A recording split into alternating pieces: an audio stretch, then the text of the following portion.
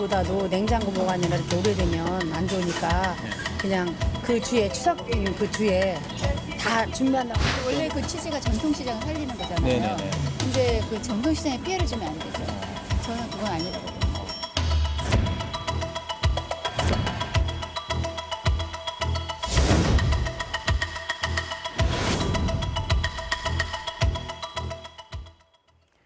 이마트와 롯데마트, 홈플러스, 이 대형마트 3사는 한 달에 2번 영업을 하지 못하도록 법으로 규제하고 있죠. 올해는 추석 직전 일요일인 지난 8일이 바로 이 대형마트 의무 휴업일이었는데요. 재래시장과 골목상권을 보호하기 위해 7년 전 도입된 제도지만 최근에는 그 실효성을 두고 논란이 더욱 커지고 있습니다. 바로 유통업계의 지각 변동 때문인데요. 자, 화요일 오아시스 김방희 생활경제연구소장과 함께 이 대형마트 의무 휴업일 논란과 더불어 급변하고 있는 유통업계 풍경을 짚어보겠습니다. 어서 오세요. 네, 안녕하세요. 자, 지난 주말에 마트로 이 추석 차례상 장 보러 가시려고 했던 분들 중에 좀 아차하신 분들 많이 계셨을 것 같은데 네. 이 의무 휴업일 때문에 얼마나 많은 매장들이 좀 문을 닫았나요? 말씀하신 세계 대형마트가 전국에 가지고 있는 매장 수가 406개예요. 네. 이 가운데 70%가 넘는 289개가 휴업을 한 것으로 나타나고 있거든요. 근데 이 시기가 왜 중요하냐면 아시다시피 추석 명절은 유통가의 양대 대목 중 하나거든요. 네. 거기다가 이 추석 연휴를 앞두고 매출의 15%를 차지하는 게 일요일이라 그래요. 그래서 노른자위 영업일인데 예. 영업을 못하다 보니까 그간 벌어져 온 일들을 좀 소개해드리면 대형마트는 볼멘 소리를 할 수밖에 없고 그래서 대형마트가 소속된 한국체인스토어협회 측에서 189개 시군구에다가 휴업일을 좀 바꿔달라 하고 요청을 해요. 공문을 네. 보내서. 근데 매장이 많은 광역시들이 대부분 거부했고요. 네. 매장이 좀 소수인 창원, 마산, 제천, 김해, 경기 일부 지역이 이제 추석 당일로 좀 바꿨습니다. 지금까지 확인해 보니까 전체 매장 가운데 27%인 네. 110개만 추석 당일 휴업으로 합의하에 바꾼 것으로 나타났습니다.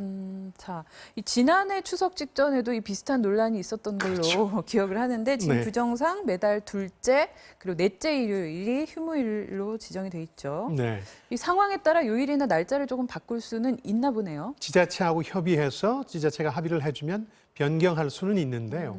지자체 입장에서는 아무래도 이제 골목상권이라든가 지역 전통시장 같은 데서 불만을 제기할 수 있다 보니까 네. 좀 거부하는 경우가 많아요. 소극적으로 그렇습니다. 하게 되겠네요. 그리고 또 하나 이제 중요한 2012년 3월 유통산업발전법 개정안 중에 하나가 네. 영업시간 규제라는 게 있어요. 그러니까 밤 12시부터 다음 날 8시까지는 영업을 못 하기 때문에 예. 영업 준비를 위해서 한 2시간 하니까 실제 지금 대부분의 대형마트가 10시에 개장을 하는 이유가 네. 바로 이 영업시간 규제 때문에 그렇습니다. 이 두 가지가 축입니다. 네, 기억을 해보면 예전에 정말 대형마트 가운데 24시간 영업하는 곳이 있었거든요. 있었죠. 네, 이 그런데 규제로 이게 불가능해졌고 그러다 보니까 영업시간으로 좀 보상해주는 방편들에 대한 얘기도 좀 나오는데 네, 네. 명분에서 이 약자 보호라는 명분이 워낙 강하다 보니까 지자체가 쉽게 물러서질 못하고 있고요. 네. 그보다 더 중요한 건 지금 이 정도의 미봉책 가지고는 유통업계에서 벌어지는 대격변을 담지 못하지 않을까. 그러니까 태풍이 부는데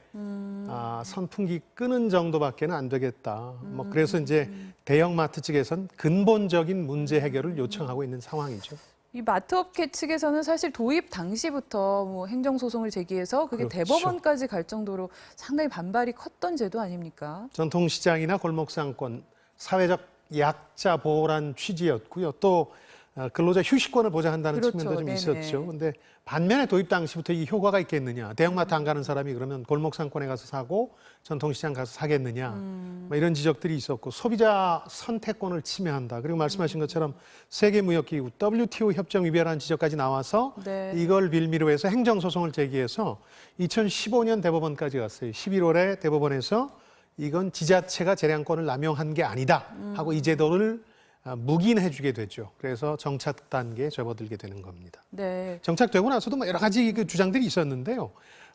그 주변에 소규모 점포가 잘 되는 일인지를 확인해 보면 될 거 아니겠습니까? 그렇죠. 학자들이 좀 신용카드 데이터를 이용해서 확인해 보니까 근거가 그렇게 크지는 않았어요. 그 소형 점포가 네네. 큰 득을 봤다는 증거가 잘 안 나와요. 네. 그러다 보니까 이게 약간 그 의무 휴업을 대형마트라는 강자에 강요해서 약자들이 심리적으로 위안을 받는 상징적인 조치로 전락한 게 아니냐 이런 지적들이 좀 있었는데요. 그보다 더 중요한 게 지금 이런 모든 논란이 싱거워질 정도로 네. 그야말로 태풍급, 블랙홀급 변화가 유통업계에 벌어지고 있습니다. 이걸 대형마트가 감수하기 어렵게 된 거죠. 네. 그러니까 한때 뭐 주말이나 평일 저녁에 대형마트 가보면 정말 뭐 매장에 발 디딜 틈이 없다. 인상이네였죠. 예, 그럴 정도로 호황을 누렸는데 최근에는 정말 웃을 수만은 없는 상황이 됐다라는 거죠. 그렇죠. 실제로 가보시면 추석 그 제수용품 준비하러 가셨던 분들이 공통적으로 하는 얘기가 사람이 별로 없더라 대형마트에 그런 얘기를 하시거든요. 유통산업발전법 개정하던 2012년 당시에는 사실 이마트를 포함한 대형마트들이 유통업계의 주역이었어요. 그렇죠. 총아였고 네. 강자였죠. 그런데 이 골리앗으로 불리던 강자들이 지금 약자로 전락했거든요. 오히려 지금 굉장히 어려운 상황에 처하게 네, 되면서 네. 당시와 환경이 달라졌다는 건데 얼마나 지금 어려워졌나요? 예, 대표적인 게 지금 표로 나오고 있습니다만은 영업 손실이에요, 둘 다. 이마트와 롯데마트 2분기 영업 손실이 꽤 크죠. 예. 그 세 번째 대형마트인 홈플러스는 비상장 회사라서 실적을 공개하지 않는데 업계에서는 여기도 적자일 것이다 이렇게 추정하고 있는데요. 네네. 이게 왜 충격적이냐 하면 기억하실지 모르겠습니다만 이마트라는 게 93년에 네. 문을 열었고 2011년에 신세계에서 분리가 돼요. 법인 분리가. 어떤 기준을 이제 기준점으로 잡더라도 손해를 본 거, 손실을 입은 게 처음이에요. 이 분기별 실적인 그렇습니다. 거죠, 분기별 지금? 실적에서 손실이 처음이니까 상당히 네, 충격적이었고요. 전반적으로 보면 대형마트 업종에 대해서는 2016년경부터 둔화되는 게 아니냐 하는 우려가 나왔었고 지난해부터는 실제 모든 지표가 둔화되고 있습니다. 그런데 아까 표에서 보신 것처럼 이마트의 경우는 매출은 늘었거든요. 네. 이건 왜 그러냐면 신규 투자 같은 이걸 많이 거 하고 있는데 있다. 특히 다른 업태, 대형마트가 아닌 뭐 SSG, 트레이더스 마트 뭐 이런 것들을 많이 투자하고 있고 네. 또 온라인에도 투자를 많이 해요. 새로운 경쟁자인 온라인과 경쟁하기 위해서 투자를 많이 하다 보니까 매출은 좀 늘었는데 계속 비용이 늘다 보니까 영업 손실로 가고 있는 거죠. 그렇다면 지금 살짝 좀 어렵지만 앞으로 잘 풀린다면 다시 또 뭐 회복할 수 있다 이런 가능성도 볼 수 있을까요? 그렇게 보이질 않아서 문제인데 그 이유 중에 하나가 워낙 그 온라인 주문이 늘어서 예. 대형마트의 가족들 손을 잡고 가서 물건을 많이 사오던 소비자의 구매 패턴이 사실상 네. 사라지고 있다는 지적들이 있거든요. 예, 사실 제 주변에서도 보면 뭐 요새 마트 갈 일이 없다 이런 그렇죠. 얘기 많이 들리고 있거든요. 네. 워낙에 예전에는 사실 신선식품을 온라인으로 산다는 게 상당히 좀 꺼려지기도 하고 걱정이 됐는데 요즘은 너무나 손쉽게 그렇게 되기 때문에 이 마트 구매층의 소비 패턴 자체가 변화했다 이런 느낌이 그렇습니다. 이제 듭니다. 몇 번 온라인 주문을 해보면 어떻게 안 보고 사? 이런 불안감이 네네. 사라지거든요. 네. 그러다 보니까 주기적으로 온라인 쇼핑을 하고 있는데 말씀하신 것처럼 대형마트 매출의 55%를 차지하는 게 식료품이거든요. 네. 신선식품들. 근데 사실은 지난해까지만 해도 45%인 공산품이 온라인에서 많이 밀렸어요. 네, 가격적인 측면에서 워낙 그 온라인 아무래도. 쇼핑몰 예. 공산품 가격이 싸다 보니까 지난해 마이너스 7% 성장을 했는데 올해 들어서는 아시는 것처럼 새벽 신선식품 배송 네, 시장이 네. 워낙 커지고 있잖아요. 이것 때문에 식료품 분야마저 대형마트가 밀리고 있는 거거든요. 키움증권이라는 곳에서 전망한 걸 보니까 올해 처음으로 전자상거래를 통해서 식료품을 사는 네. 매출이 16조 9천억 원으로 대형마트 식료품 매출을 앞지를 거다 이런 전망이 나왔거든요. 네. 그러니까 올해 그나마 최후의 보루였던 대형마트의 최후의 보루였던 식료품마저 뒤집어지는 겁니다. 어떤 대형마트가 과연 장기적으로 생존 가능한가에 대한 근본적인 의구심이 들 정도라는 거죠. 네. 자, 또 뭐 온라인뿐 아니라 요즘은 워낙 다양한 경로로 또 다양한 방식으로 또 다양한 제품들을 살 수 있기도 하잖아요. 그러니까 소비자들이 물건을 살 수 있는 채널이나 방식이 너무 다양해졌다는 게 문제인데요. 대형 강적들이 많이 등장하고 있거든요. 네. 대형마트 입장에선. 대표적인 게 유통업계에서는 카테고리 킬러라고 부르는 전문점인데요. 네. 가구를 사러 대형마트 가질 않거든요. 이케아라는 가구 전문점에 네, 가서 네, 하루 네. 종일 둘러보고 다른 소비까지 하다 보니까 네. 아주 강력한 경쟁자로 떠올랐어요. 또 이런 대형마트에 대한 영업 규제를 받지 않는 준대형마트, 식자재 마트, 네. 심지어는 편의점마저 경쟁자로 떠오르고 있는데 이유가 가구 구성의 변화에 있는 것 같아요. 예전에는 가족이 필요한 물건이 다양하고 많았는데 네. 이제 1인 가족들이 늘어나다 보니까 단촐한 가족 구성에 맞는 필요한 제품들은 편의점에도 다 있는 거예요. 네, 동네에 네, 다 있는 거예요. 그렇죠. 그러다 또 보니까 소량 구매해서 그렇습니다. 그때 쓰고. 그렇죠. 그러니까 주기적으로 필요한 건 온라인으로 해결하고 네. 보고 직접 사야 되는 건 동네에서 해결하다 보니까 대형마트의 입지가 점점 줄고 있다 이런 거죠. 네.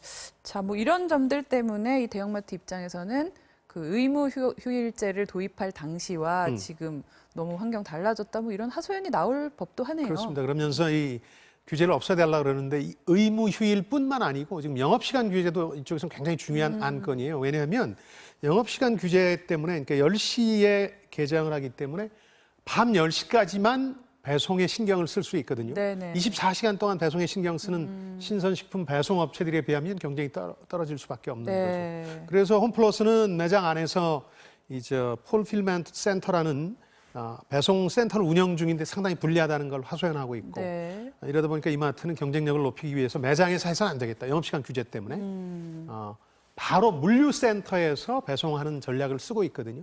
이 두 가지 규제가 다 자신들의 발목을 잡고 있다 이렇게 볼멘 소리를 하고 있는 거죠. 네. 그렇다면 이 대형마트에 대한 규제에 대해서 좀 본격적으로 재논의를 할 시점이 됐다 좀 이렇게 보시나요? 그렇습니다. 방법은 다른 분야도 규제하는 건데 그건 시대를 역행하는 거잖아요. 온라인 쇼핑몰 네. 영업시간 규제한다 그러면 소비자들이 가만히 있겠습니까?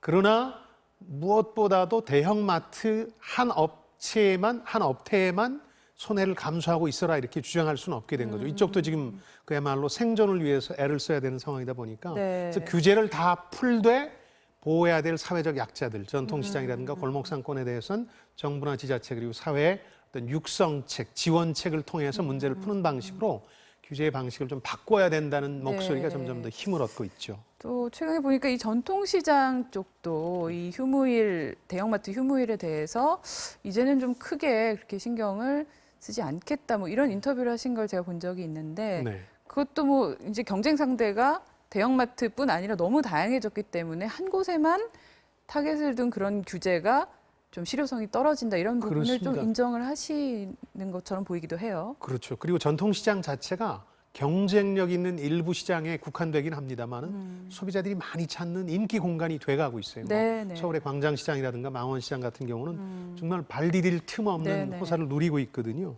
그러니까 정부나 지자체가 육성이나 지원하자는 얘기는 뭐냐면 이런 전통시장을 어떤 체험과 즐거움이 있는 공간으로 육성하는 거거든요. 지금 잘 나가는 전통시장이나 골목상권의 특징은 네. 여기를 찾는 게 단순한 소비, 물건을 사러 가는 게 아니라 찾아서 즐거웠다, 재미있었다, 경험했다. 네. 이런 걸 주는 거기 때문에 그런 방식의 전통시장 골목상권 부활 프로젝트는 계속해야 될 것 같고요.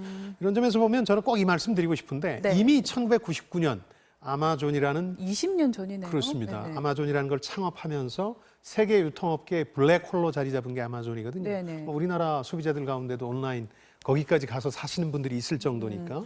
근데 이런 예언을 했어요. 오프라인 매장, 우리가 흔히 보는 시장, 대형마트 이런 오프라인 매장들이 다 죽는다. 일종의 사망 선고를 1999년에 했는데 네. 그러니까 이런 얘기를 했는데 인터뷰에서 기본적인 음식물, 종이, 청소도구 같은 것들 창고형 매장에서 살만한 많은 물건들은 앞으로 다 온라인으로 주문하게 될 거다. 물론 오프라인 가게나 매장도 좀 살아남겠지만 그러려면 두 가지 중에 하나는 반드시 있어야 된다. 하나는 아까 말씀드렸던 재미, 네. 엔터테인먼트가 있어야 되고 또 하나는 즉각적인 편의성이라는 게 뭐냐면 내가 사서 바로 써야만 되는 것들. 네. 그걸 파는 곳이 아니면 이제 오프라인 매장은 살아남을 수 없다. 그러니까 지금 나오는 비명은 대형마트만의 비명은 아니고 네. 오프라인 매장 가게 전체의 비명이라고 봐야 네, 되겠습니다. 그러니까 결국 그 지금 말씀해주신 그런 쪽으로 오프라인 매장들은 가야 한다. 변신하지 않으면 살아남을 수 없다. 그런 얘기죠. 네, 저는 이제 조금 우려되는 부분이 대형마트 관련해서는 이 고용 창출이 상당히 많이 되는 곳이지 않습니까? 그래서 이제 이런 업태가 온라인의 경우는 또 고용 창출 효과가 상당히 미미한데 그렇다고 해서 또 온라인 규제를 할 수도 없고 참 어려운 그런 문제라는 생각이 그 듭니다. 4차 산업혁명에 따른 일종의 일자리 감소 쇠퇴의 한 측면인데 또 4차 산업 진전에 따라서 온라인 업체라든가 이런 쪽의 일자리가 조금씩은 늘어나니까 네네. 물론 없어지는 일자리 속도를 따라잡지 못한다는 예. 지적들은 많이 있습니다. 그런 부분으로 이제 또 상쇄를 시켜야 되겠죠. 네, 자 말씀 잘 들었습니다. 김방희 생활경제연구소장과 함께한 화요일의 오아시스는 여기서 마무리를 짓겠습니다. 시장님 말씀 고맙습니다. 네, 안녕히 계십시오.